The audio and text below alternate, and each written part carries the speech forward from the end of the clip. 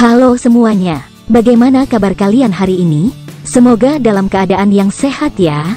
Video kali ini adalah alur cerita dari drama Korea yang berjudul Mouse episode keempat.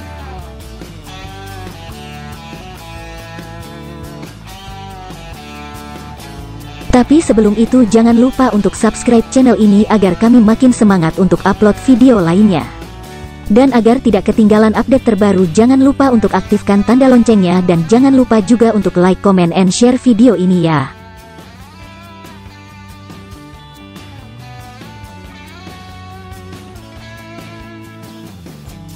Sekarang kita lanjut ke videonya.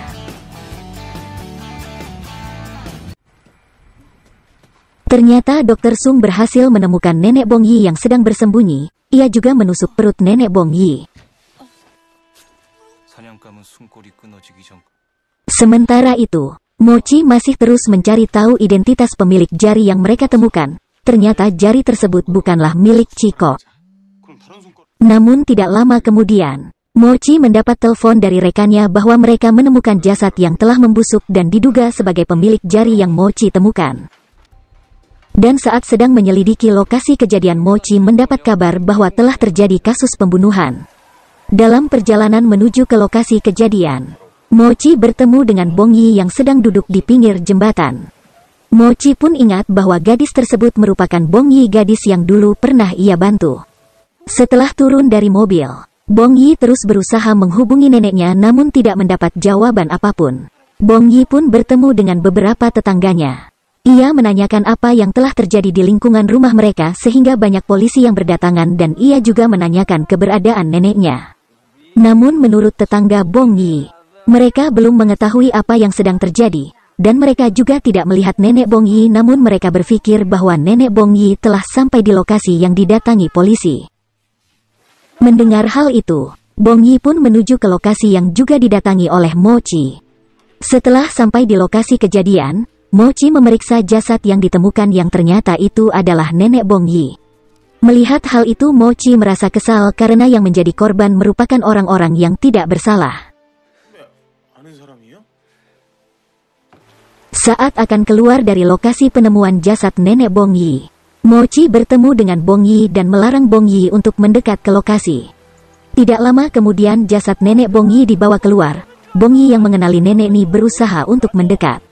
Namun Mochi terus melarang. Mochi pun membersihkan wajah nenek Bong Yi dan memperlihatkannya kepada Bong Yi.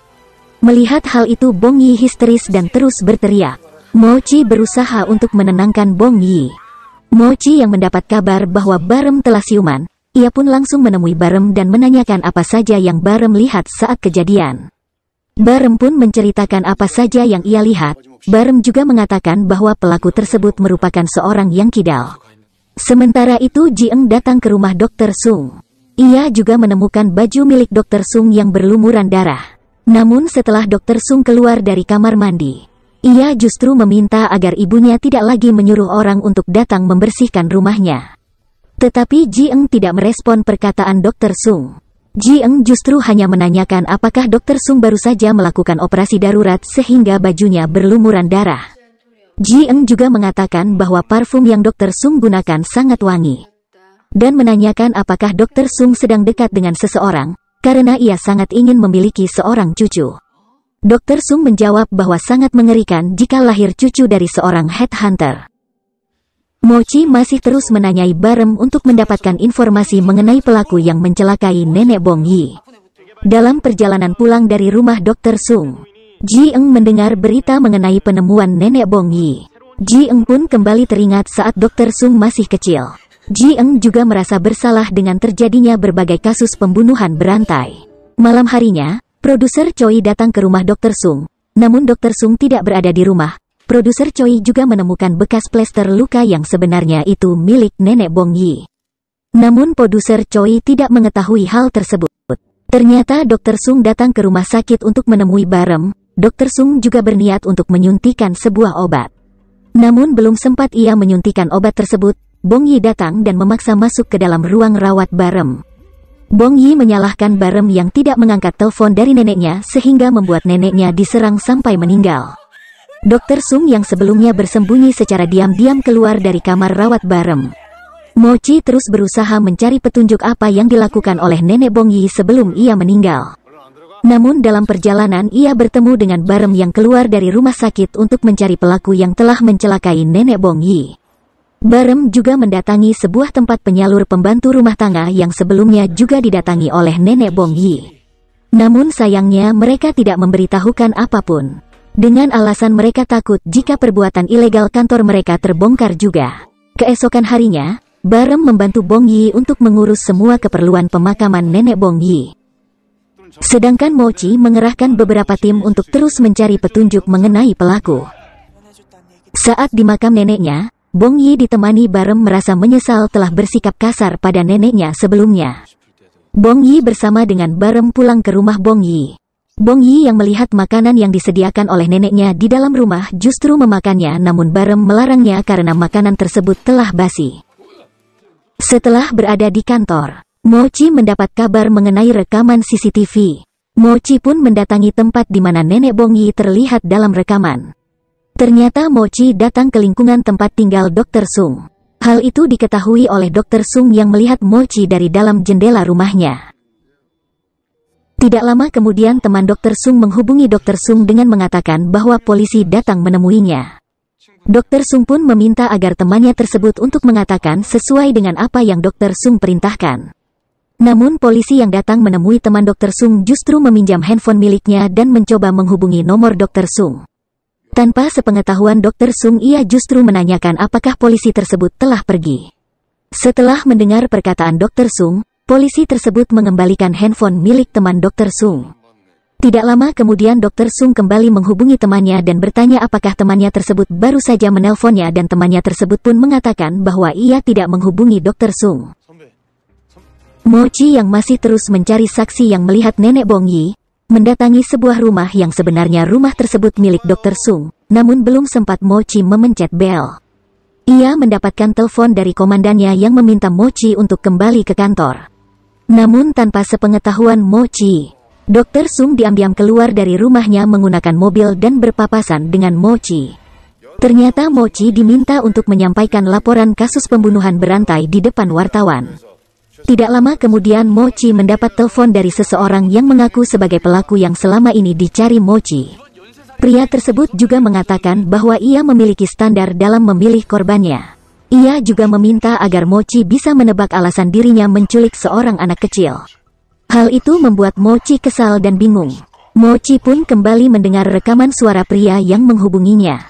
Tiba-tiba saja muncul sebuah berita yang menyampaikan hilangnya seorang anak laki-laki.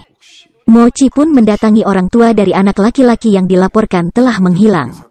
Mochi juga kembali mendengarkan suara rekaman pelaku yang menculik anak laki-laki yang meminta tebusan serta mengatakan bahwa ia menyukai Mochi saat tampil dalam berita di TV.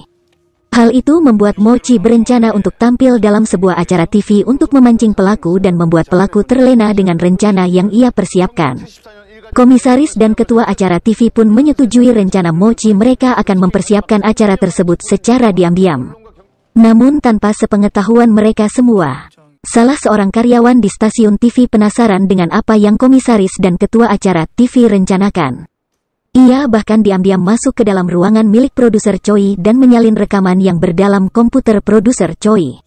Keesokan harinya, Mochi menemui Barem dan mendapat kabar bahwa suara rekaman dari pelaku bocor ke media.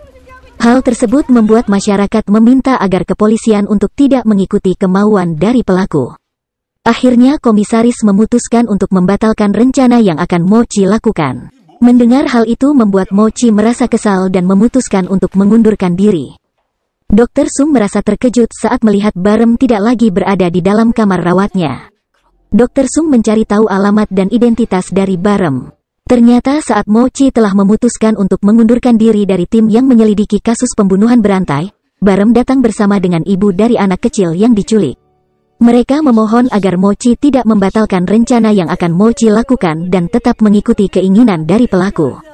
Namun menurut Mochi ia tidak lagi bisa melakukan investigasi di kantor. Barem menawarkan agar mereka melakukannya di rumahnya.